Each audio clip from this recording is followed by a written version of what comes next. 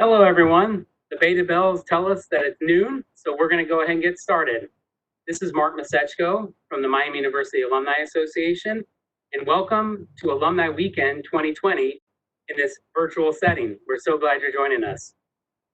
Today, we're proud to feature the Virtual Alumni Weekend webinar, The Evolution of Our Campus and Its Student Life, sponsored by the Knowles of Oxford. Our instructor today is Bob Keller. Bob was the university architect and campus planner at Miami University from 1989 until retirement in October 2012, where he served as the director of the Division of Planning, Architecture, and Engineering, overseeing long-range capital planning in all phases of major construction for all campuses. In 2010, Mr. Keller was appointed to the position of Associate Vice President for Facilities Planning and Operations of the university. In his new role, his responsibilities were expanded to include the management and operation of all utility systems, building maintenance, grounds, custodial services, and special facilities. Mr. Keller is now retired and lives in Oxford, Ohio with his wife, Nancy, where he remains active as Miami University Architect Emeritus, with special design projects, guest lectures for the Department of Architecture and the Alumni Office, and presentations on his ongoing campus history research. It's also very important to note that Bob is a Miami alumnus, class of 1973. Bob will address questions at the end of the presentation, so if you do have a question, please click on the Ask a Question button below the video on the webinar page. Please note that we may not have time to get to every question asked, but we will do our very best to answer as many as possible. Today's webinar will last about 90 minutes. We are so thankful to Bob for taking time to join us today, and with that, I will turn it over to him. Okay, thank you, Mark. I appreciate those kind words very much. We'll see if I can last 90 minutes or not. I'm not sure, but we'll get the technology going here. I will make a switch here. And I think to all you out in webinar land, I'll give you a little insider information. I'm always a live audience talker. I've never done a webinar before, so we'll try to keep the energy level up. I have some slides that I think you'll enjoy seeing. Try to have some fun with this today. If my energy level starts to lag, Mark, Emily, one of you, kind of boost me up again and keep me going. I'm not getting that energy feedback from the audience, but we'll give it our best shot here. And I think we'll have a good time, and I think you'll see some scenes that you haven't seen before. So with that, let's try to share the content. We'll go right to the slides. That's not where I want to be, but I'll get there quickly. How about that? How's that look? That there? Okay, good. As I said, we will be talking about the overall campus, the evolution of the campus, the development of the campus, how it affected student life, how student life affected the campus. It's a lot of history. We're starting in 1809. We're bringing it all up to present day. So stay focused, stay with me. If you nod off, you might lose a decade or two because we'll be going at a pretty good pace here. So with that, we will start with the very beginning of the campus. There was just a log cabin built out there. We'll look at how the buildings developed, how the campus began to be shaped and organized. We'll talk about the student life and how it went from when students were responsible for cutting their own wood, believe it or not, to burn in their cast iron stoves for heating of their rooms and so forth. We'll talk about national and international politics a little bit, such as the Civil War, the Great Depression, and how that affected the campus and campus life. Looking at transportation, certainly transportation affects the campus from horse and buggy in the earliest days to the train coming to Oxford, cars, and yes, of course, now we have scooters on campus as well, electric scooters. We'll take a stroll uptown to go to Oxford and reminisce about some of our favorite places uptown. Can't talk about the campus and not talk about uptown a little bit. And we'll look at the advent of sports are coming on, social change and development. So we started with that log schoolhouse back in 1811. and really how do we get to the institution that we have today, and what were the steps that got us there to a nationally ranked school with well over 7 million square feet. And by the way, that little log cabin was all the way up here along Campus Avenue and Slant Walk, and there was just a little dirt road that had recently been cleared, came all the way up the corner there and cut through what is campus now. And today it's 27 that comes into town from the south. So everybody's familiar with this, I think, the Fidel gates up at the beginning of Slant Walk. But before that, we'll kind of step back in time. These were the gates that you saw. The grounds crew must have been on break that summer because you can't see anything. But trust me, there were gates back there. These Centennial gates were put in 1909. Here they are, brand new gates. You can see some nice herringbone pattern brick down through there, and a nice crisp picture. You can kind of just imagine going right through into those gates and down into the campus. But before that, those were the gates that were there. Very small gates. And yes, we were working on a signage system, as you can see on campus at that time. A little bit of a wooden sign there nailed on the tree. And even though we had a sidewalk, the students took their own route with created paths as well, just as it is now. But before that, there weren't even brick on the slant walk. It was dirt. And before that, there weren't even the posts that were there.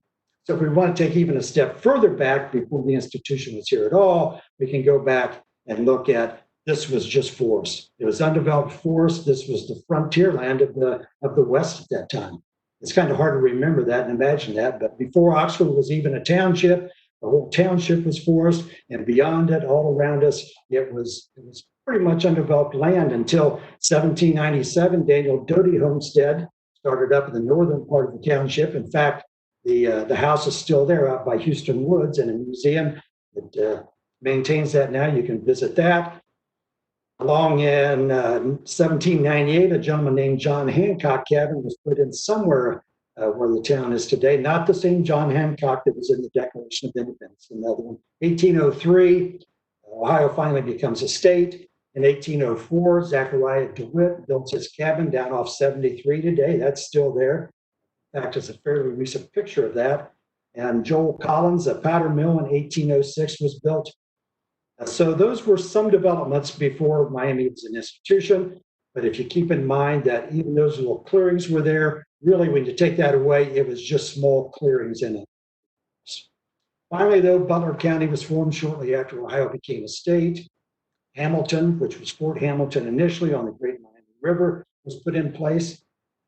Township is up in the northwest corner that was set aside specifically for a university.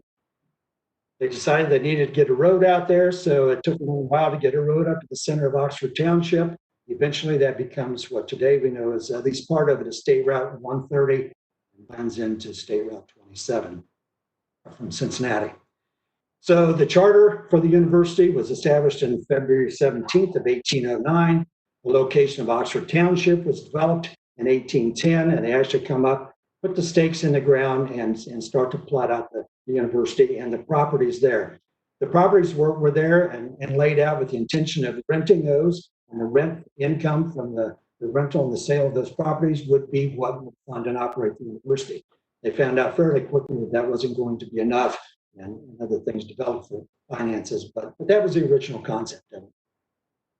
Looking at an 1852 map, we can talk about and zoom in a little bit on just how the university was initially laid out. And it's interesting, you can't read that small text there, but 3 plots were sort of organized. One was called the University Square, which would be the heart of the academic, a College Grove to the south, and the Botanical Gardens were up to the north part of that. So in the very beginning, there was some organization thought their functionality and where things might be placed.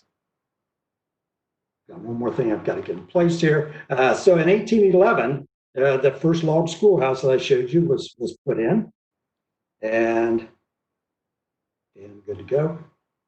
That was 1811. 1812, some more settlers started coming in. Sam McCullough Hyde, 1812. David Swing, a tannery in 1815. So some settlers were coming into the area. Although that rendering looks real nice, I don't think that it looked like that. Actually, I don't think there was any fence there initially. Those nice sort of Mediterranean style columnar trees weren't like that at all. In fact, it was really looked a whole lot more like that, just deep forest. And the cabin probably looked more like this.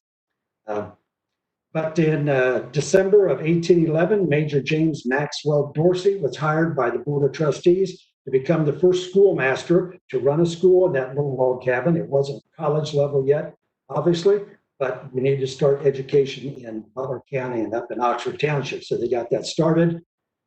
Village of Oxford had been surveyed in 1810, so there were, by 1811, 1812, there were a few more cabins and settlers coming by, but there wasn't a whole lot of Oxford yet. And to make that point, there's an anecdote that in the spring of 1812, a visitor, a young man, came wandering up to the door of the log cabin, knocked on the door. Major Dorsey comes to the door and he kind of looks the young man up and he goes, "Well, what can I do for you, young man?" And he says, "Well, you can really help me. I'm looking for Oxford, Ohio. Can you tell me how to get to Oxford?" And he says, "Son, you just passed right through it." And that was my funny. Where's my laugh track? Hold on a second. Okay, that's how you know that I've got a funny. Okay, it's not that funny. We'll stop that if I can stop it. Sorry about that. Had to get that in. 1812 comes along in the War of 1812. Major Dorsey leaves to support our country and our defense against Great Britain. So things slowed down a little bit. The schoolmaster was gone, but over a few more years, 1815 and 16, more residences are built, more businesses are built in the town.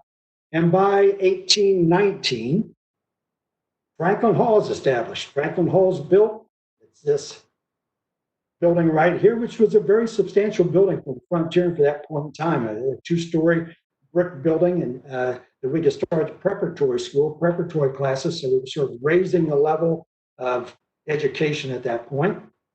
But you've got to remember, it was still just clearing in the deep forest and a path coming out, so very much on the frontier edge. 1824, a major milestone. We've got a three-story brick building, Old Main, that later becomes Harrison Hall. And that's at the point in time when we can actually open the university for classes. So in fall of 1824, with 58 students, the university actually started doing its first classes. So even though we were established in 1809, it's 15 years later before the first university level classes were taught. Robert Bishop, our first president on campus, very good first president and really loved by the students very much. Enrollment continued to go up. The next year, it had nearly doubled in size. You can see it goes on up to 152 students as we go. And it got to the level and the point that we decided we needed to have a residence hall, a dormitory. So in 1828, the North Dorm was built right up in here on the picture there. Enrollment continued to grow. Success was going well. The second dorm, the South Dorm, is built right in this location. So you can get a sense of those places. Those buildings are still there, different names today, as many of our buildings' names changed over the years, but North Dorm became Elliott Hall and South Dorm became Stoddard Hall, as we know them now. Some nice woodcut engravings of those buildings, really well-done buildings, patterned after some East Coast buildings of some other campuses there. You can see it was a well-to-do thing, and again, out on the frontier, buildings of this type, they would really stand out and unique. Interesting, they've got a kid on a bike down there. Maybe there's a chicken or a cat or something. Some students are up there hanging out the windows, looking out. So it's nice. But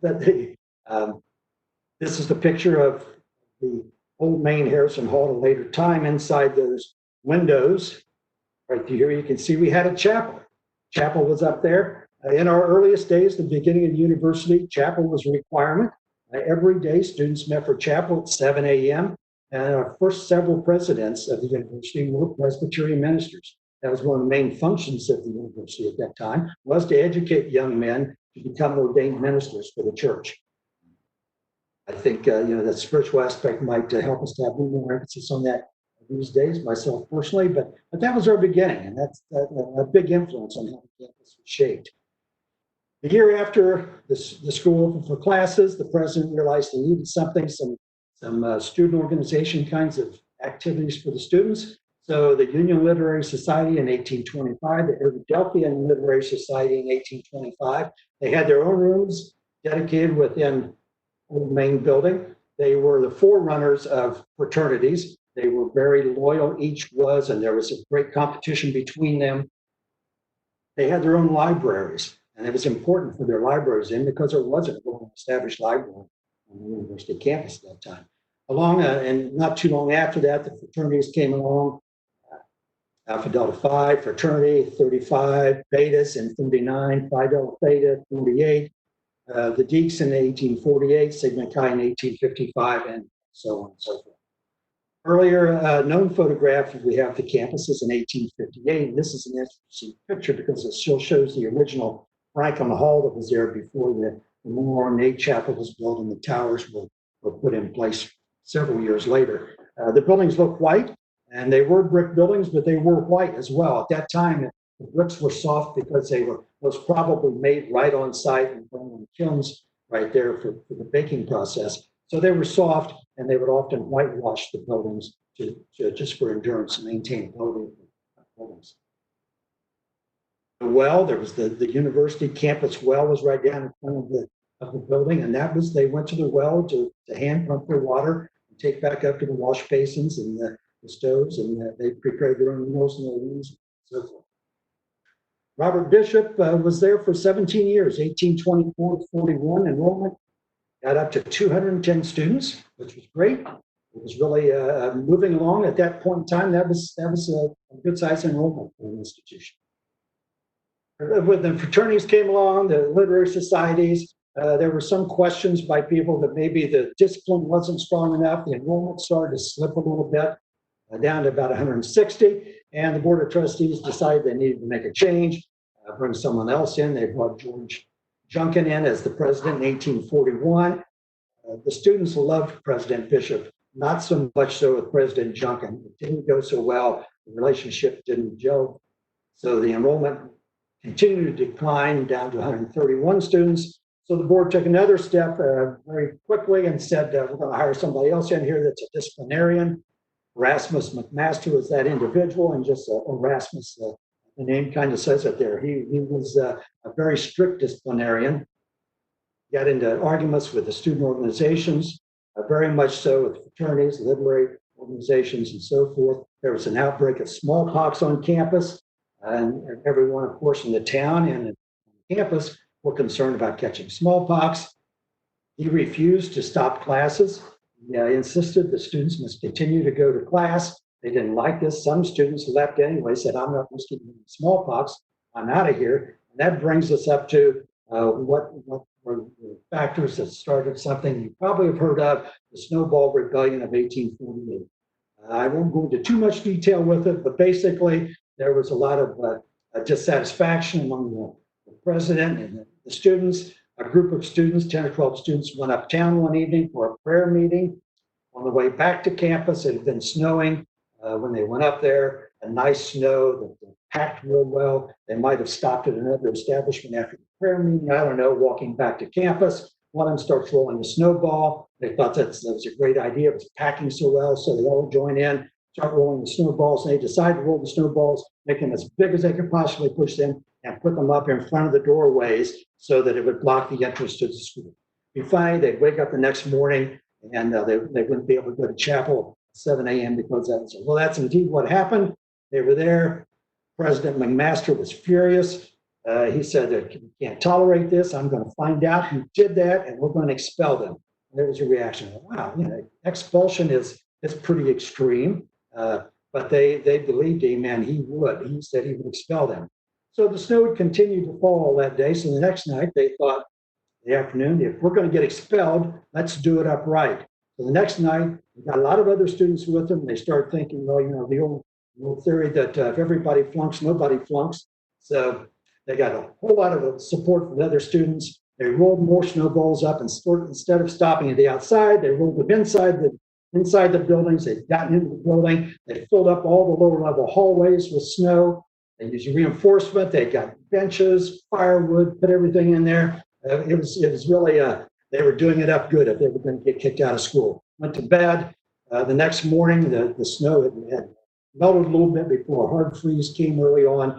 Basically, it was frozen solid, and it took them about 3 days to get the university opened back up to get in there and get the snow removed.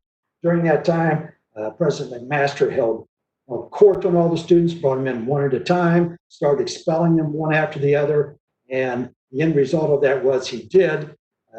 The classes reduced in size, seniors from 20 to 9, the junior class from 12 to 5, so they were expelling students all over the place. Total of 30 students were expelled, and they didn't have many students anyway. It got them down to an enrollment of 68. The Board of Trustees didn't like the master's handling of that. He's out of there, and they bring another president in, President Anderson. He gets things calmed down and go on. Eventually, in the next 5 years, he gets it back up to 266. It was really very successful. So there's the somewhat edited story of the Snowball Rebellion. Despite that fact, even as late a date as 1848, 1850, there still weren't many buildings there, more clearing around the town a little bit, but it's still very much university deep in the forest.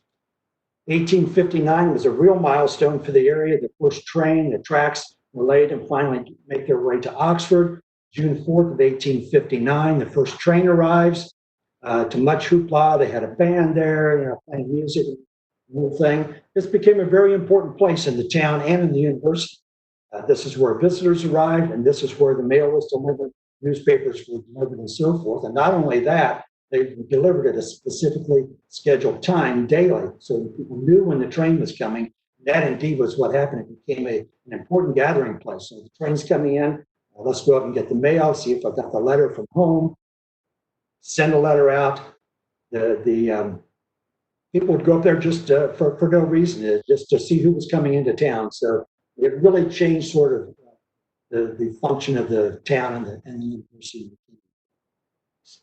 Fortunately, not too long after the train had arrived, the Civil War breaks out.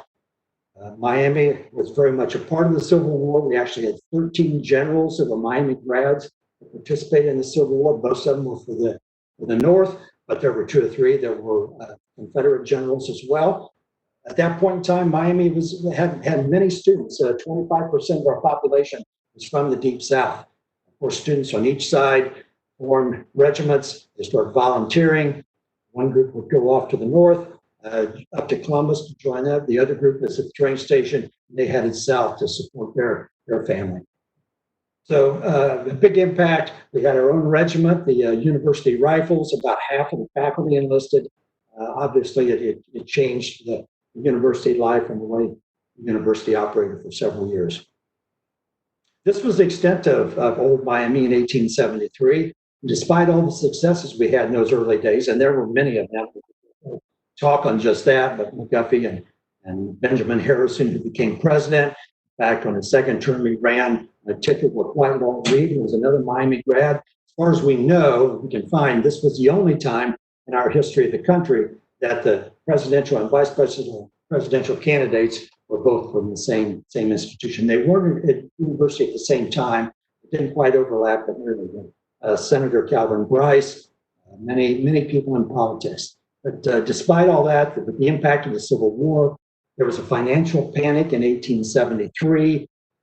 Classes were starting to change. There was a classical curriculum of old that was losing favor for new trends, more liberal arts kind of education. President Hepburn was president at that time in 1871 to 73. He was very much an old school guy. He didn't want women were being admitted on the East Coast. He didn't want any part of that. He was adamantly opposed to having women. He still preferred the classical curriculum. So he wasn't being very flexible with change. And the enrollment dwindles back down from 266 at the start of the Civil War down to only 87. Such an impact on the campus, and when the doors closed at the end of that academic year, they did not open again in 1874. The university closed down. It was not unique to Miami. Colleges and universities all across the country were influenced and affected in the same ways by the Civil War and the financial panic. So many of them did not reopen. Fortunately, Miami did. It took 12 years, though. During this period of time, the buildings were still there. There was some activity in the buildings, but it was not university level. The alumni wanted to get something going. The administration, the alums that were politicians were working behind the scenes. The Board of Trustees was still active. Oxford, of course, was suffering like everyone else with some nice buildings. We needed to get things going again, and Miami was intent on doing that. So in 1885, the university opened again. Robert McFarland becomes the president. We had 50 students, but it's a start. And the new Miami begins. So when you hear in our song, we talk about old Miami, new Miami, that's what that's referring to. 1809 up to 1873, referred to as the old Miami, the new Miami, the new beginning in 1885.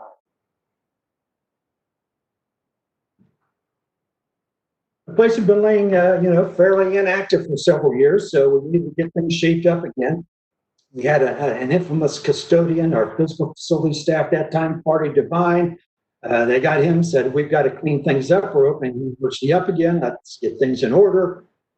University Commons up there in that picture. The students are all behind it. They're ready to come back. And they're sort of rah, let's do it. Let's get this place open again and going. And they did.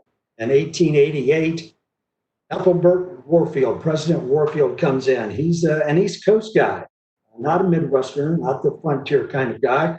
In fact, they called him an East Coast dandy or so forth. And he brought the faculty members with them, and they were the dude faculty. That's what Oxford called them. They really affected life. They brought new styles, new social norms to the small town of Oxford when they came into town. They brought football with them. They had played football, all the faculty and the president on the East Coast. They introduced us to football. And at that time, teams weren't limited, just a student. Collegiate athletic varsity team, anyone from the university could play. So the faculty members, even President Warfield, participated in the football games against other schools, such as Cincinnati down there. We had a graduating class in 1891. I think they were influenced, as you can see in this picture, by President Warfield. They look pretty proper and cultured as well. Looking at the campus map then, we had a significant change in the campus with not a very large building, but an important building, Bryce Hall in 1891. With the exception of the addition that had been put on where old Franklin Hall was at Harrison Hall, this was the first building to have been built on campus since Stoddard Hall back in 1836, 56 years, whatever it is, the new building. And also important about this building was that it was the first time the university had a benefactor that funded the project, which was alumni office, I'm sure, like that. Here's a great picture. I love this picture of the campus, 1892, with Bryce Hall up here. That view, you see trees, Stoddard and Elliott are back there. I know where the students were getting their firewood because there weren't many trees on campus, so they were cutting down trees. They did. For a while, it took me to figure out what this dirt path is across here. Well, that's Spring Street. Not very well developed yet. They've got a hedgerow going across there. And they've even got a stormwater management system going with a culvert under Spring Street. This is a great photo. This was some of the entertainment the students did at that point in time up on this yard up here. I guess it was a tradition for several years that the freshmen would try to climb this pole, and the sophomore class, it was their duty to not let the freshmen do it. So it was a free-for-all brawl out on the campus that the townspeople would come down to watch that activity. It's a kind of fuzzy map, but it's the best I could get that period of time. You can see Harrison Hall there, Bryce Hall, Stoddard and Elliott. We'll zoom in a little bit. Show you, this is an area here on the other side of High Street, right there. But they decided to do some development and put a small structure there. And what that was, if you look that way, it's the Miami Athletic Grounds. Football was becoming so popular. Baseball had been popular for a while, so playing both of those sports at least. And in 1896, they started developing some of the ground as the Botanical Gardens over onto this site. Zoom in, if you could walk through that doorway right there, if you had a ticket from the ticket office, you would see activities like this on the other side of it. There's the back side of the ticket office, fences on either side. It looks like this was probably a track and field kind of event. There's some standards there. You see the people are there with dressed up, the top hats on. There's some buggies over here. I think this was part of the ball field, the baseball. I don't know what's going on with the people sitting up on the top of the fence row, but that's what it was. But then on football day, it was all about football. See them with their leather helmets there. Check out the goalposts at that point in time. But on non-football game day, this is more what it looked like. I think that's Party Divine down there. These groundskeeper as well. They've got some sweet corn growing and some tomato plants. It looks like they were getting in some food service operation a little bit. That's what's another candle after there. Bleachers over here on the side. So it was an important part of the campus life, very much so. 1897, they built a gymnasium. So the health of the students, the physical fitness of the students was becoming an important part of what they were doing in their student life as well. I think they also wanted something else for the boys to do in the pole climb thing. We've got this building. Great building. If you could go in the upper levels of this building, they had basketball up there and women's phys ed. Women were starting to come on the campus indeed. You see those outfits. I can't imagine wearing those outfits and going to calisthenic drills up in gym, but they did. But before we make too much fun of that, these were men, what they were doing out on campus, physical education class for men in the early days. Uptown, and where they were doing their phys ed outdoors over on this side. This is High Street. There's sidewalk gates. Look at the trees. I was amazed at how many the trees and the big trees, elm trees, most probably, that were lost during the elm blight later, but really changes the feel of the town and the campus with this nice canopy coming over the trees. It's regretful that we don't still have those. Uptown a little further, not so many trees, but the public square is getting built. This is northwest side of it. See, there's a grocery store over here. I think it says Doty's Union Grocery. So probably the Doty family was out on the edge of town, had a grocery now, a lumber office there, a couple of furniture stores over on this side. And of course, there's always a saloon or two uptown as well. So you see the carriages and the horses and so forth. This is inside a grocery store. Look in. I like the boy, they've got all the cans piled up there, the candy behind there, the stove to keep it warm, and up on the top there, the terms, strictly cash. No debts, no credit cards at that point in time. So this was the campus, and a nice rendering of Old Main with the full towers. At that point in time, in 1899, it got the East Addition fully developed. If you look back on the horizon, back here, you can see Peabody Hall is there. I think the Mcduffie House is right there, right side. And that was pretty much the extent of the university at the close of the century, 19th century, going into the 20th century. They held commencements there. There's a commencement where they were marching down on Starr and Elliott Halls. But still, even at that point in time, the Grove, or the lower campus, they called it, was still very much a forest. There's a picture of the fork. Evidently, there was something significant about that location. There's a picture calling it the fork of the lower campus. So you can get the sense that the woods really is not very far away, even at that point in time. Uptown, old traditions continue, of course. Parade, probably a 4th of July parade or something going downtown, but new ideas were on the way as well. This horseless carriage up here was introduced, the first car in Oxford. We'll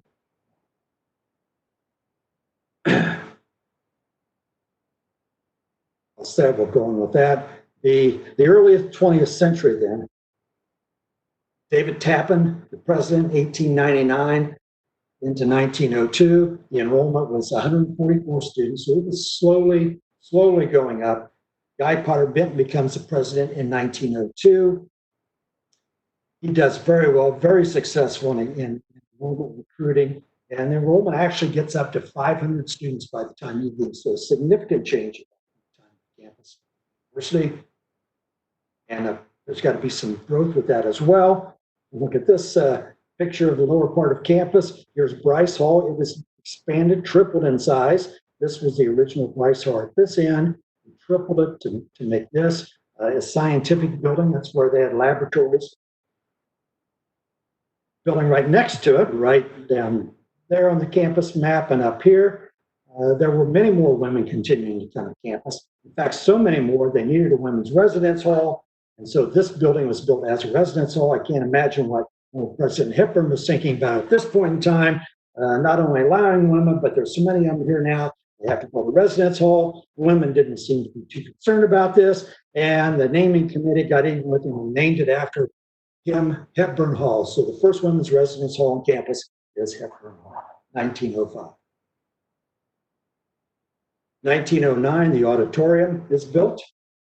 Obviously, as the name says, that is where they had auditorium now for events. They had a big pipe organ there, they hold lectures and large classes there. It was also where the administration moved into the building. It was later called Benton Hall for a period of time, and then after Benton Hall is when they took the opportunity to take the auditorium and call it Hall Auditorium after a President Hall that we had.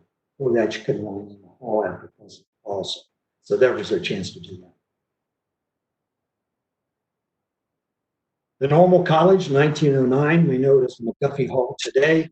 It was built in 3 or 4 different phases, but this was the first section, just the south wing of the building. It was education. It was teacher education. And that really brought in a lot more students and a lot more women. You look at the development of the campus, starting to make some shape there, a green space, and it was oriented out to the community and not into the campus, interestingly enough.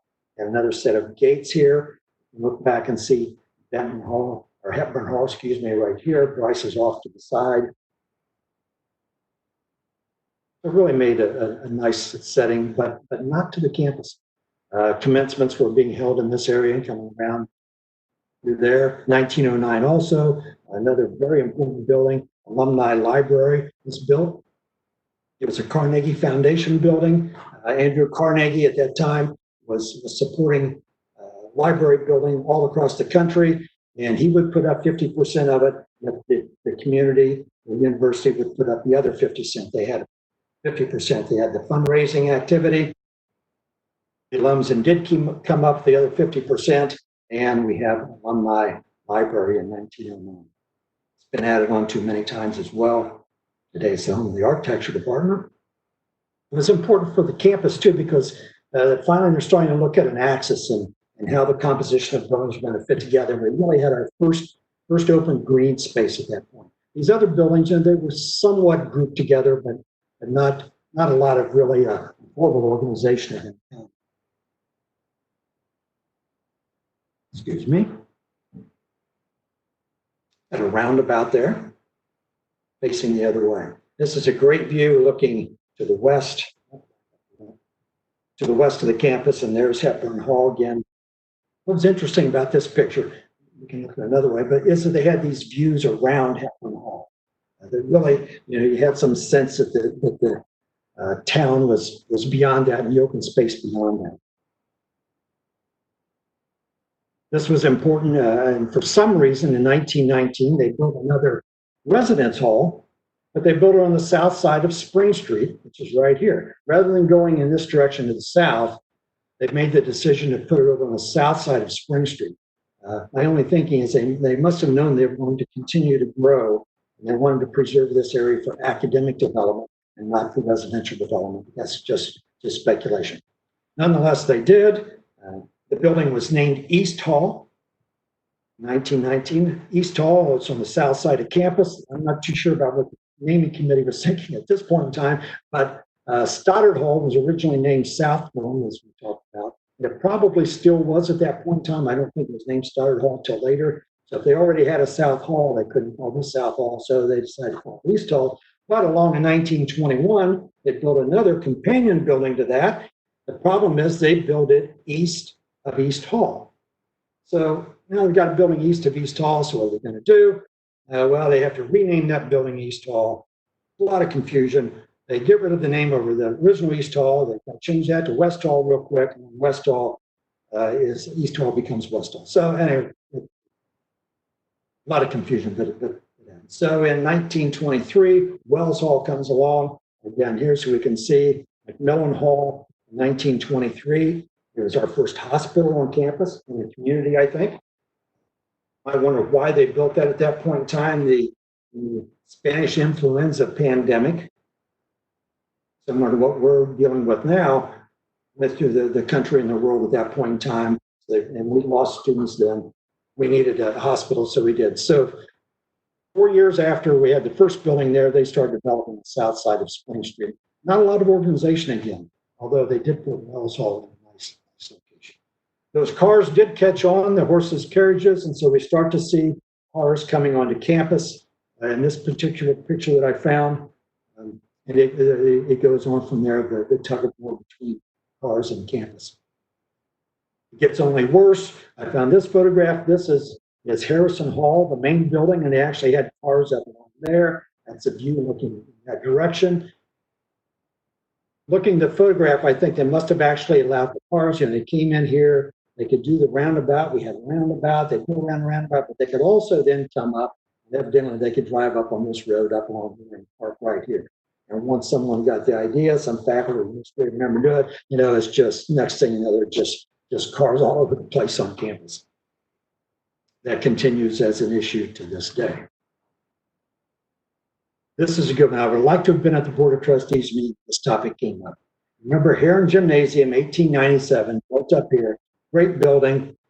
Go to a board meeting, and I can see the board member comes in and says, we need to move Heron Gym. What? Yep, we need to move Heron Gym. I'm going to make a formal motion. I move that we move Heron Gym. Are you crazy? You can't move a gymnasium. And it goes on from there. I was in some Board of Trustees meetings that maybe weren't quite like that, but they were kind of interesting too. The story is, and this is true, it turns out that this member said there's a family that wants to donate funds to the university to build a new women's residence hall. They have one stipulation. To get the money, we need to build it west of Heron Gym. Well, we don't want to build the building right out in the front lawn of the university, Heron Gym. However, if Heron Gym wasn't there, we could build it right here. We could move Heron Gym. So indeed, he said, we can move a gymnasium, and here's a photograph of Heron Gymnasium up on rollers, up on rails. There's a company in Cleveland that moved these buildings. They actually jacked the entire building up, put the structure under it, and moved the building about 100 yards. This campus map shows here's where it was. They moved it to that location, and that made way for this new residence hall. Heron Gym later became Van Voorhees Hall, which we moved way over there to make room for Ogden Hall in 1924. True story, true story. And there's also some urban myth, legend, that part of the stipulation was that there was a brick wall that had to be put around this building to keep the men out of the women's residence hall. And that to get around that stipulation, they built the wall, but they built it underground. I don't think there's any truth to that. I think that's just exactly that. Well, we've done utility projects in the area, and we never ran across any brick wall. Interesting, unusual building on campus. I didn't know we'd ever had our own observatory, McFarland Observatory in 1925. Yeah, in this location, let me back up a second. There's Macmillan Hall. There's the steam plant. This is Rowan Hall today. So in a few more years, 25 years or so, Shriver Center will be put right in this location to give you the orientation. You can see the mining field back there in the background. But indeed, we did. We had McFarland Observatory, and it was there for several decades, until 1959. Picture of it on campus in use. I understand a gentleman from maybe up in the Toledo area bought the observatory when the university was finished with it in his backyard or something like that. Alfred Upham comes to the campus in 1928 as the next president. And even though in 28 they didn't see it coming, there were some very challenging times just ahead with the Great Depression coming in the early 30s and World War II in the late 30s and into the 40s. Enrollment was at 1,800 students, so as you can see, the campus was really growing at that point in time. In fact, it got up to 3,000 students, although during some of the years, it kind of would go down and go back up. It's a great old map. We'll talk a little bit about some of the things even in the 30s before there were fraternity houses shown on the map here that were very close to campus, especially three here, down along what later became sort of our fraternity row, fraternities back there, fraternities up the end of Slant Walk. And I think, the fraternities being that close to campus, certainly they brought some life to the campus nearby. They could be serious sometimes, even as you can see here. That happens to be my Uncle Jim. Hi, Uncle Jim, if you're watching today, but not too serious. Guys lost their pants somewhere in there. During the Depression years, building projects were few because of the financial crisis going on. Nonetheless, there were a couple. Hughes Hall, today we know as Krieger Hall, was built as a chemistry building in 1931. Down this part of campus. I love this map. Up in this area, an important building, Withrow Court in 1931. It was the home of many great basketball teams, great players. Wayne Embry was not only a great star for Miami for many years, he went on to play in the NBA, was a great star in the NBA, and Cincinnati Royals, went on up to Milwaukee Bucks. He was actually the first African-American general manager for the Milwaukee Bucks, and then he later became the first African-American team president for the Cleveland Cavaliers. So kudos to you, Mr. Embry. In the late 30s, the economy was starting to pick up, and some new construction was coming as the enrollment continued to grow. Sims Hall in 1939, in this area of what would become East Quad. Hamilton Hall in 1940 down here. Richard Hall, at least a piece of Richard Hall. Many of these buildings were built in phases. And Minnick Hall in this area. And so we were starting to get the development of the South Quad. This is also important because these were the first buildings by a Cincinnati architect by the name of Charles Solarius. And he's really the individual that brought Georgian architectural style, academic Georgian, modified Georgian, whatever you want to call it, and the concept of residential quadrangles layouts to Miami's campus. We had classical architectural buildings before that, but not Georgian architecture. He brought that. So he was responsible for all these buildings and many, many buildings to come after that. Enrollment was up to 3,500. Unfortunately, December 7, 1941, the U.S. declares war on Japan after Pearl Harbor was bombed. Japanese allies, Germany and Italy, declared war. The United States is pulled in World War II, and that changes everything. In our country, Miami's campus, every place, obviously. Students began to enlist in the armed forces. Naval Training School was put into effect for the support of the war effort. The waves arrived in 1943. We're doing training to support the war effort. Due to all these factors, the enrollment goes down to about 1,750 students at that point in time. But the war finally concludes. The GIs return. The GI Bill follows soon after that. They come back after the war effort to begin the new era. You see the Miami Western Theater up here. Roy Young's is there. The town clock's still there. Great shot. Here's another uptown shot of that period of time. Enrollment really starts to balloon, going up rapidly. Some of the places around town, a lot more women are continuing to come to school as well. In fact, so many students are there that we have our first freestanding student center reservation in 1946. They were temporary facilities. There were a lot of temporary facilities built all around the campus during those years. That's one of them. Some great shots of the interior with some nice vintage art style of that time. Zoom in on that, though. There might have been a lot of women coming back, but you don't see too many in that crowd. So I think it's still, at least right after the war, dominated on that. So many men came back. In fact, they couldn't get the dormitories built quickly enough. So this is a picture of the basketball court in Withrow Court. And yes, it was used as a residence hall with the bunk beds all piled up. So the GIs were not out of the bench yet. In fact, we were getting so desperate. This was Miami housing on campus. These were units that were brought in for married housing on this area of campus. Vet Village, it was called, 1946. There's an aerial that shows here's all of these units as part of Vet Village. There's also another set of barracks that were brought in quickly, lodges they were called, 1946 as well. See from this view, this is looking northeast. So this is where the South Quad eventually came. This is where Sundial is today. And this is where the Ice Arena, Rec Center, and that development of the area down along Oak Street are in those locations. You see some other temporary facilities up here. Still some vestige of woods up here as well. That location. But even at that point in time, there was still a fair amount of really not developed forest land just on the south edge of campus. That's going to change shortly with another iconic building on campus, Upham Hall in 1949 and 1950. Of course, this location is You know where Upham Hall is. It's the central part of campus, but that was cleared out, so change.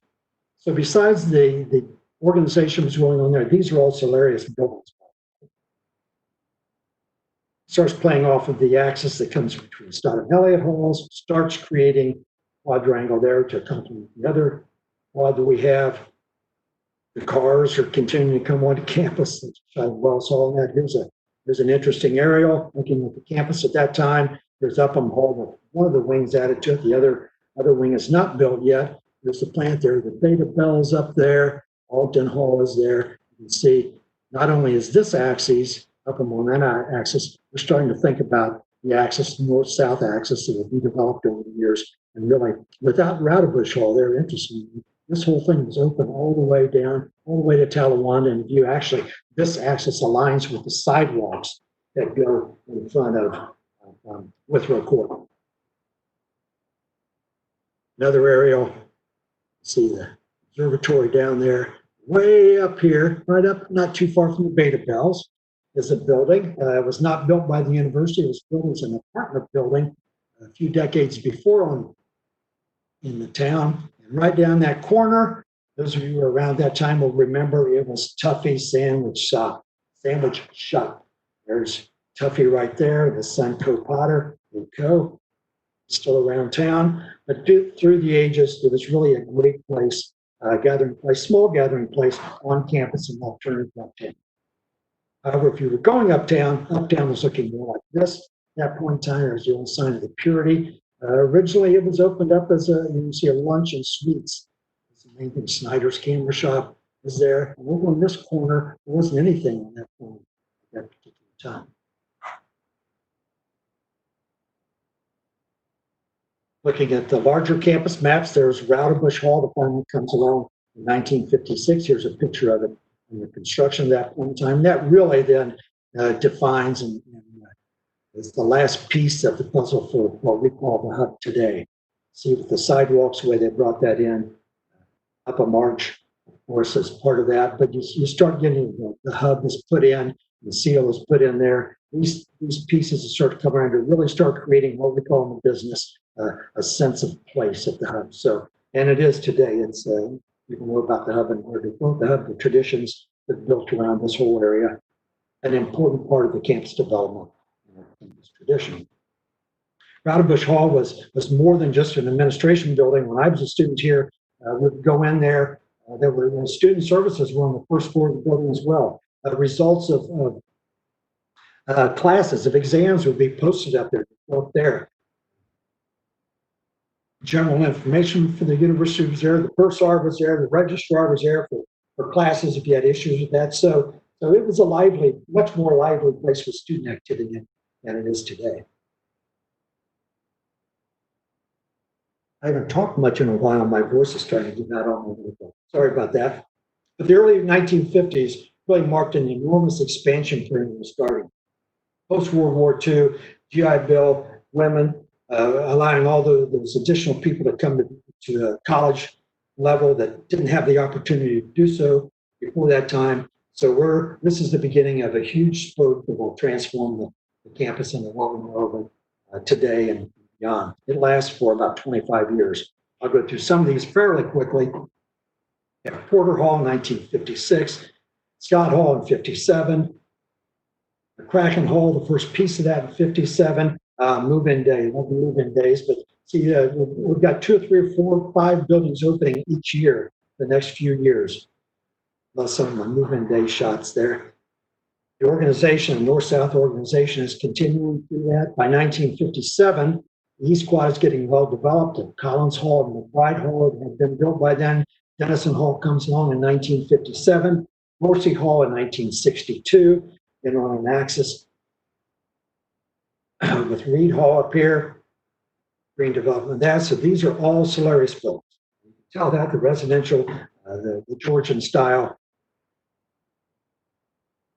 high fidelity stereo there. We actually bought one that's very much like that. They're coming back in the building again for our granddaughter. Who's a second year, rising junior. 1957, we say goodbye to the temporary student center. The University Center was originally called Shriver Center. Shortly after that, in 1957, the upstairs area where you could do some studying, talk with some friends. You go downstairs. We all spent our share of time there. I think you probably recognize what place that was. That was the Zebra Room as we knew it. And near the patio on the backside there, what that guy's doing. We even had a bowling alley. It's great, but the really cool guys went to the pool hall. We had the pool down just on the other side from where the bowling alley was. 59 was our sesquicentennial year, 150 years since Charter Day. Sesquicentennial Chapel was built, Wallace Hall was built, radio TV building, McFarland Hall, Brandon Hall. So all these buildings were getting built in 1959. So the growth continues very rapidly. You see this School of Business with Wallace Hall up there and the tape coming down. I just can't quite put those numbers together. Exception of Brandon and McFarland Halls, these were pretty much standalone in nature kind of buildings that didn't really impact the feel of the campus so much, but we're filling into places we're done. Exception to that was right in the heart of campus. We say goodbye to the original Harrison Hall on the main. Main comes down and the new Harrison Hall is put in place. The two towers, just as the old building had, the only building on campus with two towers. Recently, we have a Farmer School of Business that has two cupolas, but they're not a pair cupolas such as that. They're in different places on the building, and it's organized differently. So our only building on campus, the two that work as a pair. See the buildings being built on the South Quad. All these going through very quickly. Same years, 3, 4, 5 buildings opening up at a time. All on that same path, that same axis. South Quad, what the students today call the Central Quad, right here. The Krieger Hall completed not until 1961, although it created the iconic image of the campus you see in some. Another move-in day shot there. So we know what kind of beverage the father liked there. Aerial view of Shriver Center in Cookfield in 1959. Still see the woods back in the lower part of campus. That development starts to change with Keller Hall, Math and Physics in 1961. Part of it's carved out. 1961 or later. Cinder Hall, Earth Sciences comes in. It takes that portion of it. And then over on this side, shortly after that, Hughes Hall in 1970 comes. So there's Keller, there's Scheidler. This is our space, and they've done a nice job of landscaping this space and really keeping the Bishop Woods. It's a very nice area, and it's still the part of the campus where it is today. I'm glad it was kept. Next significant building. Functionally, it's important. Physically, it's important. It's right back in the heart of campus. So a little bit more for that. Looking at this location, Rice Hall comes down and a new building is built there. King Library comes in. King Library is built, and believe it or not, the original Hepburn Hall, I think that one was called Cloaky at the time. They were still there, so it was like an alleyway between the two. In fact, my freshman year, that's what it looked like. Hepburn comes down, the rest of the wing is put on, and then we get King Library today. That on the end of that axis. It was a great addition to the building or to the campus. It really it sort of changed the center of gravity of the campus. And students going there, we'll go back to that for a second, for studying in the evening and doing research. I personally kind of regret that we lost some of those visual contacts with going to the west and the town beyond. It's a pretty big wall, but it serves its purpose great.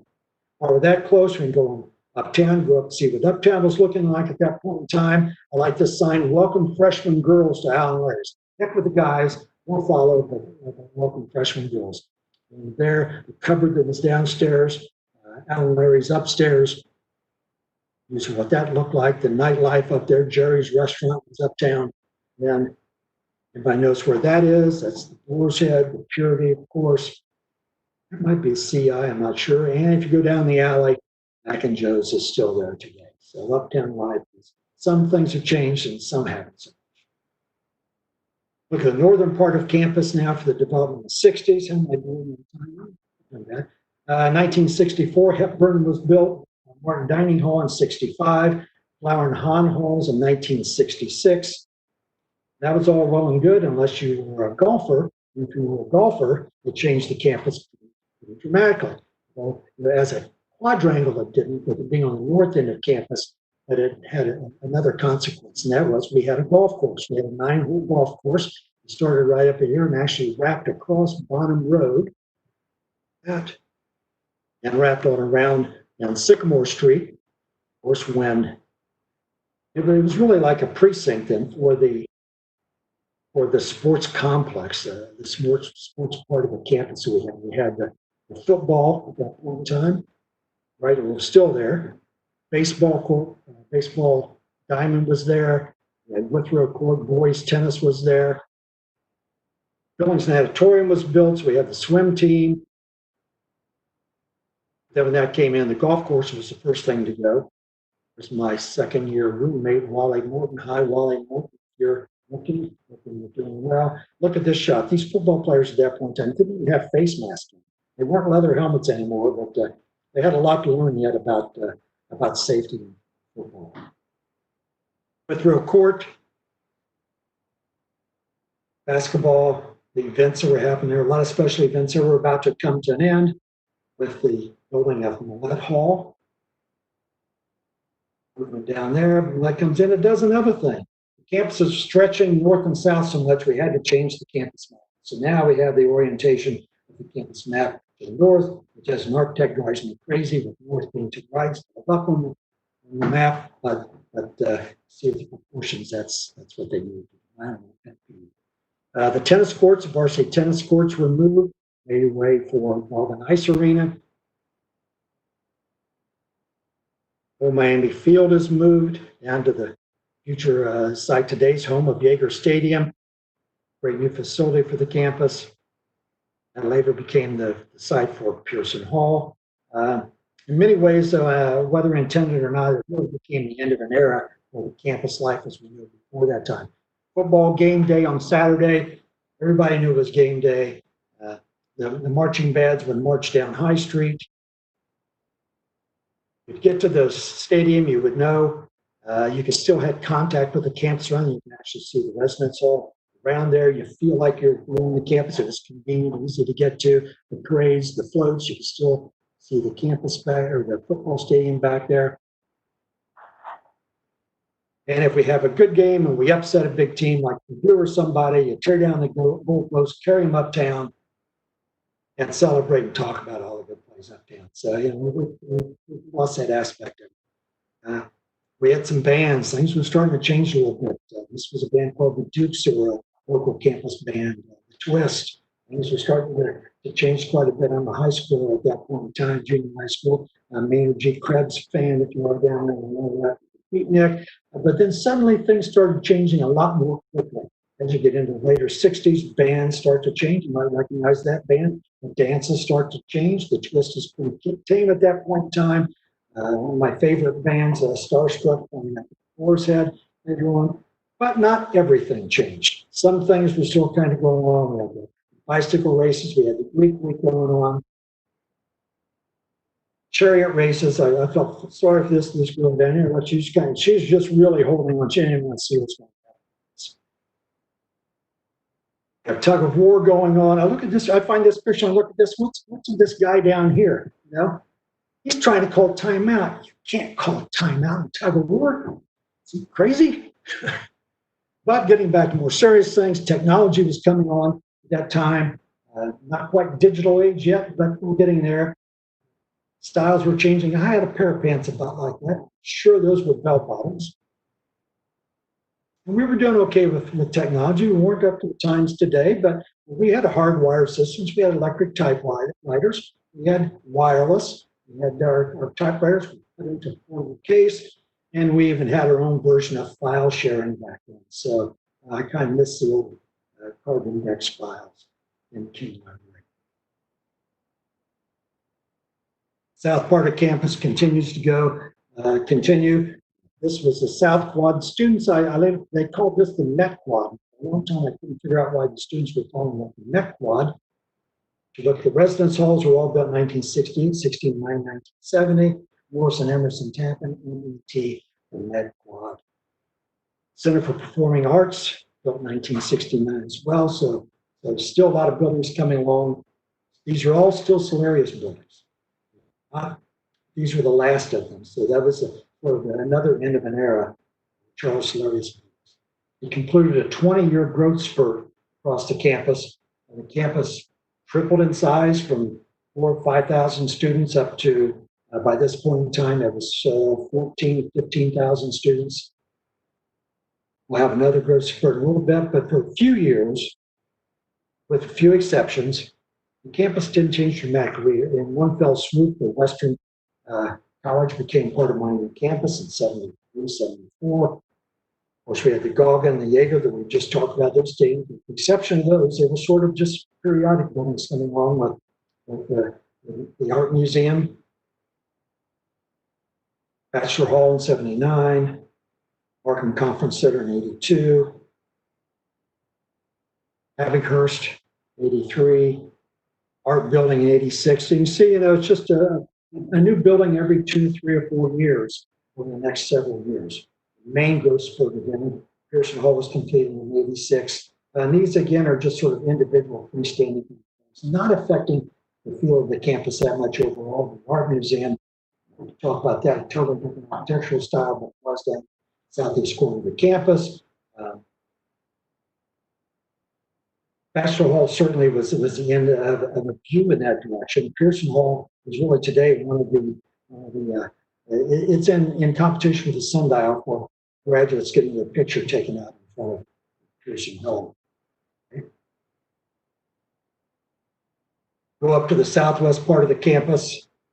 Big changes going on there with the Rec Sports Center in 1994. That was in fall of 1989, so the first big building project that I was involved with. King was sort of the first introduction of the bigger buildings, the scale buildings on campus. Hughes Hall sort of followed suit that a little later. We've got the academic buildings to the right side. They're larger buildings, but not on campus. The Rec Center was a challenge for that same reason. The large size was just required for what it needed to do. That's why we turned the orientation the way we did. The axes that were going from east to west to sort of minimize the size of the building in those two directions. Health Services Building in 1996. Oops. There's a nice aerial view, shows this Heritage Commons in this area in 2005. Dog and Ice Arena in 2006. And yes, you see parking lots. We've got several parking lots, and we actually built our first parking garage. That student life and Heritage Commons had changed pretty dramatically. Campus Avenue Garage in 2006, our first parking garage. So you might notice we really looked at the organization of that, how to place those buildings, thinking about views and vistas, axes, and so forth. And you may or may not notice, but the entrance to the Gauguin on that side, and then across from it, the entrance to the parking garage, sort of a book match pair to have a settled gateway as you go down toward our center. On what we're trying to refer to as South Walk on this axis, through here. There's the garage and the entrance to the Gauguin, same thing. The axes of actually the Rec Center is following up, picking up on various primary and secondary axes that Solarius had set up. These openings down here, down in Morris Hall and the Met Quad over there. Phillips Hall followed suit, and the CPA as well. The secondary axes in those directions, with those being central at. Those quadrants, so you see now how the green space continues. Here it goes. Going down to this part of campus then, where the original Gauguin was, that will change dramatically in the next, that was what, 2007 time period. Garland Hall was built in 2007. An interior view of one of the laboratories. I think that's the paper science side of things in the engineering school. Psychology building in 2006. And if you're looking east, and we actually have our second parking garage, and it's under this green quad. We were able to keep the quad and take advantage of the natural terrain there and put I think it's about a 700 car parking garage that you enter from this end and going that direction. Use that direction. Wallace Hall had been the School of Business since 1959. It actually expanded over into the north wing of Hepburn Hall somewhere after those years. We turn our focus down to this part of the campus, the East Quad, and had to eliminate Reed Hall to make room for the former School of Business. It's in that location. Here's a view of that. And this building, this piece of the wing of former School of Business, very similar in scale to Reed Hall, not impacting it in this direction so much. We tried to say Reed Hall, weren't able to do that because of the way it was built in the floor-to-floor heights. Over in the central part of campus, we're looking for a location where it's in the flow of traffic to build the Armstrong Student Center, which opened in 2014. You can see in this photograph, there were some issues of how we might do that. We ended up keeping Roman Hall and keeping Gaskell Hall, which was the L shape that wrapped around here, keeping Keller Hall, which connects this, and building new space that connected all those buildings together. Where we have this facility today. Hi to some of the students who were involved, and very much it was a student center, and the students had very much input on this, in developing the program, what went into the building, what were our priorities, and so forth. I'm Mike Scott there. Hope you're watching. Housing, dining, comprehensive master plan. We started somewhere around 2010, and our residence halls were mostly built in the 40s, 50s, 60s, early 70s. Well, we were into the 2000s. They were 40, 45 years old. They needed restoration. They needed an update. They served their purpose well for many years, but now it's time for change. So we looked at a master plan to either renovate every building on campus, every residence hall on campus, dining hall on campus, and to cycle it out over about a 15-year period. To do that, however, we'd have to take residence halls offline for an academic year and 2 summers on either side of it to do the renovation. So the first thing we had to do was build some new residence halls so that we could keep the same bed capacity, but then allow us to take residence halls offline. We looked at this part of campus to do that. We had Stonebridge Hall in 2014, Hillcrest, they all opened up in 2014, the Beechwoods, Dining Hall, Western Dining Hall, geothermal plant. All these new buildings are heated and cooled with geothermal systems. We put, I forget now, 120 some wells we placed back down in this part of campus to cool those buildings. Part of our system, our ongoing effort to finally eliminate fossil fuel usage, getting very close to that. Once those buildings were completed, we could take the others offline. Move-in day still continues today. I can see this poor guy out here. He looks like a grandpa to me. He's getting worn out. He's sitting down. These young ladies are, of course, getting a photo op. And you get inside these residence halls, and it's a lot different than it was when we were here. Lighting effects and so forth, all the things going on in decorating. The whole family gets involved, and it's a lot of thought about what their rooms are going to look like. 2 more buildings that are part of that master dining plan process. We have Etheridge Hall, we have Maple Street Station, these 2 buildings, and shortly thereafter. The Etheridge Hall completes this med quad. I don't know what they're going to call it now. We have Maple Street Station in 13 and Etheridge Hall in 13.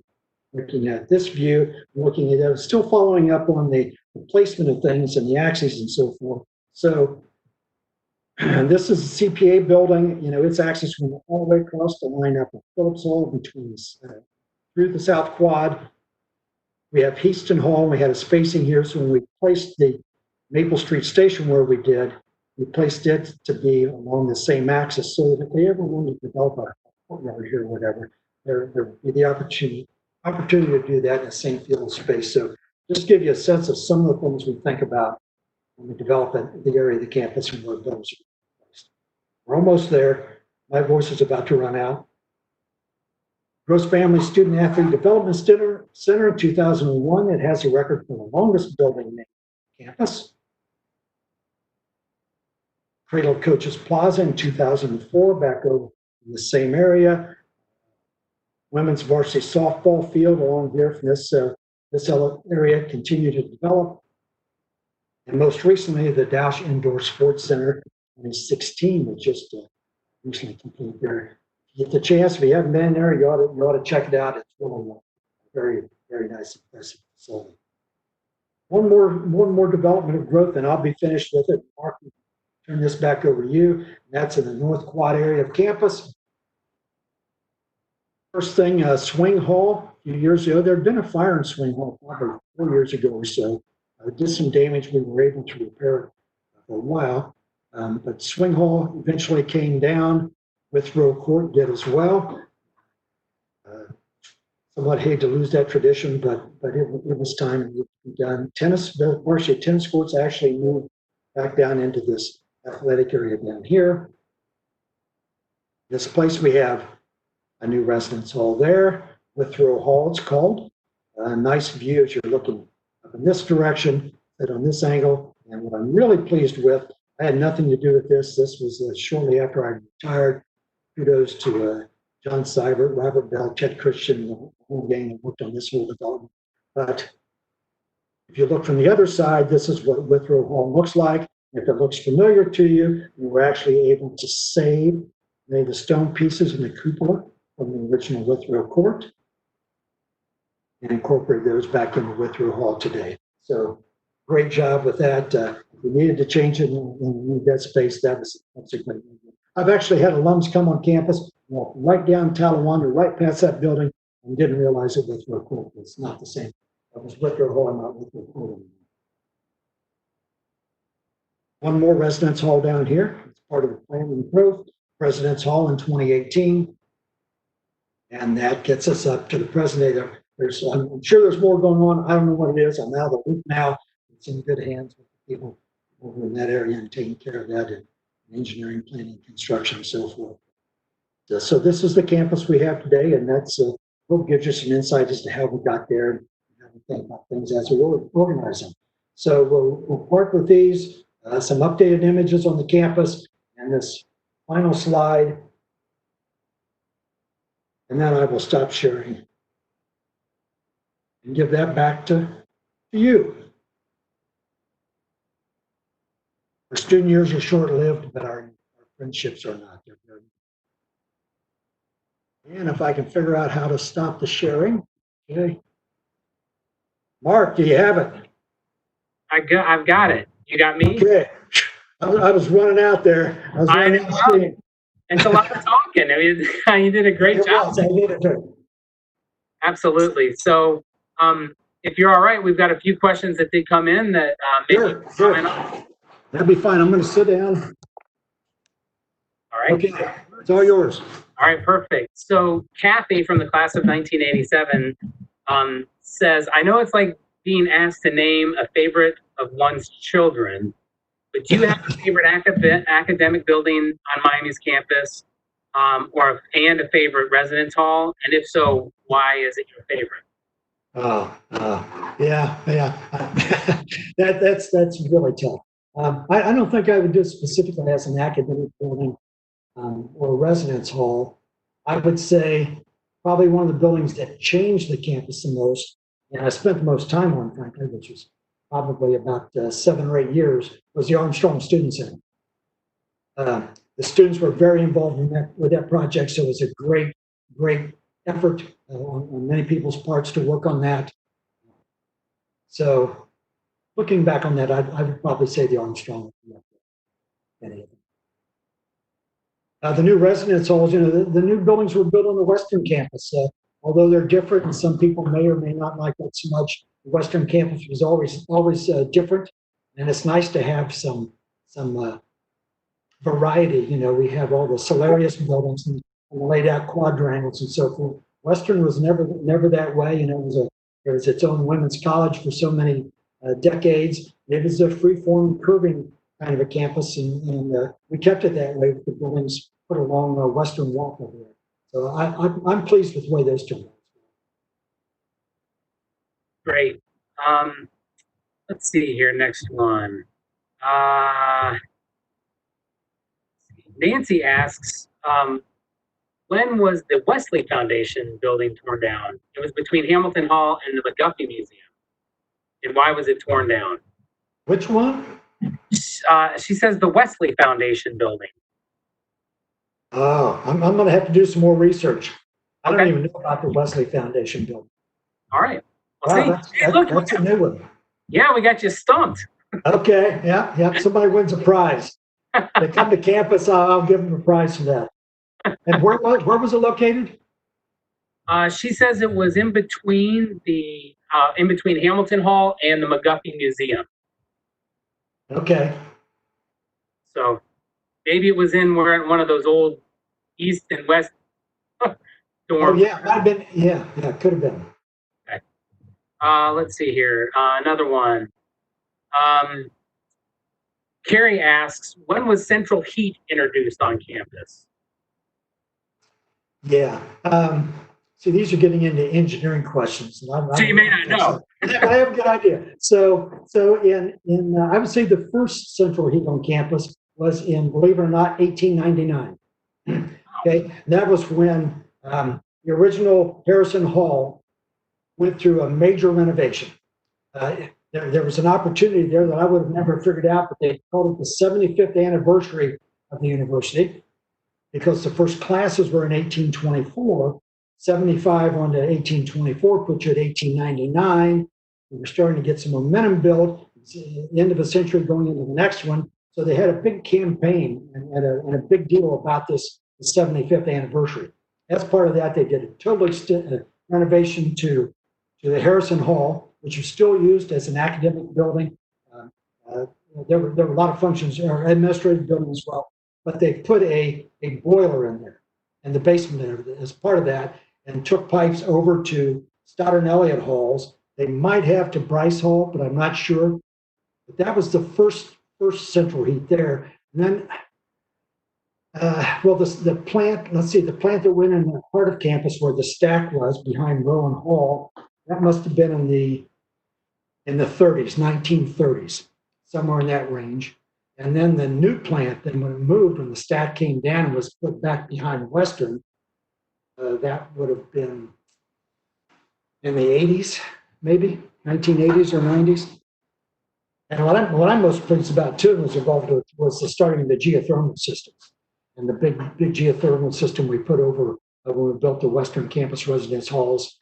And there's plans for another geothermal field as well to get more off of those systems and onto that. I won't say where. I'm not exactly sure. They're still planning that, but that's the long range plan, was to get another geothermal. Great. This one might be a little bit more more in your range here. Is a question about Fisher Hall, and what happened to it, and why did it eventually come down? Yeah. It was not built by Miami University. It was built as its own institution at that time. There's a whole story behind that. But there were more than just Western and Miami colleges, universities in Oxford at that time, and that was one of them. But I know the theater department moved over there, their auditorium area. It was before I was around. I really wasn't over there very much, but the building was really just, it was at the time that it was built and the way it was designed, it would have been difficult to renovate for another reuse and adaptive reuse. So they elected, it wasn't while I was on campus. Fisher Hall was still there when I was here. I think shortly thereafter that, so sometime in the 70s it came down, and then Markham Conference Center is built in that same basic location where Fisher is today. But I would say it was just a matter of how you can adapt a building.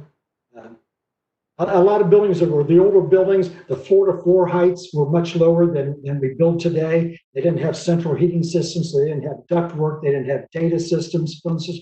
They didn't have accessibility, for in your restrooms and things. So in many cases, it's very difficult to modernize an old building. So that was the reason.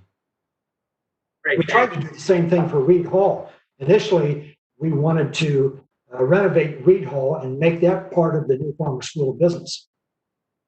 Gotcha. We looked at that really, really intensely to try to make that happen. I was and just to keep that building there. But it was impossible. Gotcha. Just we couldn't get the modern day systems in there and couldn't meet present day needs. Sure. Rick is curious, why has Cookfield remained undeveloped? You look at a campus, and hopefully you can see with the quadrangles that Solaria started, or maybe a little bit before that around Alumni Hall and Harrison Hall. You really want to only get a certain amount of density, at least on this kind of a residential campus. Urban campuses are very different. But here, the exterior spaces in many ways are as important as the interior spaces on campus. And when the weather is good here, we're trying to have more places where there can be some outdoor classes and things too. But you want to keep a certain amount of open space. It's a more pleasant environment to be in, and more conducive to that. Cookfield, it's important to have the intramural sports areas there. I know at least a few years ago, we were looking at master planning. We still intended to keep Cookfield for the foreseeable future, for decades, as the green space. Now that half the field is artificial turf, half is natural turf. So even when Ohio doesn't have the greatest weather all the time and the fields can get sloppy, at least half of it is field turf, which allows that to happen. We added the lights around Cookfield probably 20 years ago now, so they could play late into the evening too. So I don't see that ever going away. Gotcha. Great. Just a couple more, I think, and then we'll let you rest your voice. All right, thanks. Rick is curious. He heard the story was that Bishop Woods didn't allow paved walkways. When did that change, or was that old story just a myth? I can imagine that was the case for a long time. That was an important part of the campus. They called it the lower campus. There's that one photograph I showed that it really was a force for quite a while. Not as long as some people think. They started mowing it probably in the 1960s, so that it wasn't a natural forest anymore. I found pictures that showed it much like the rest of campus. But we wanted to keep it a space like that. There were some times that I won't go into when there were some other ideas. I'm glad those other ideas didn't work out in hindsight very much so.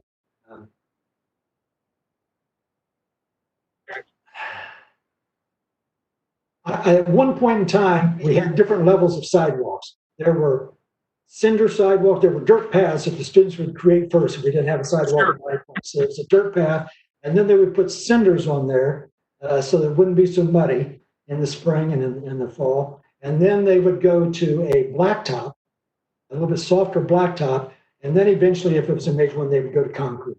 So all these different levels of sidewalks. When in Bishop Woods it changed to concrete, I'm not exactly sure. I would say in the 60s or 70s. Great. All right, last question here. And thanks to everyone who has asked questions. Appreciate it.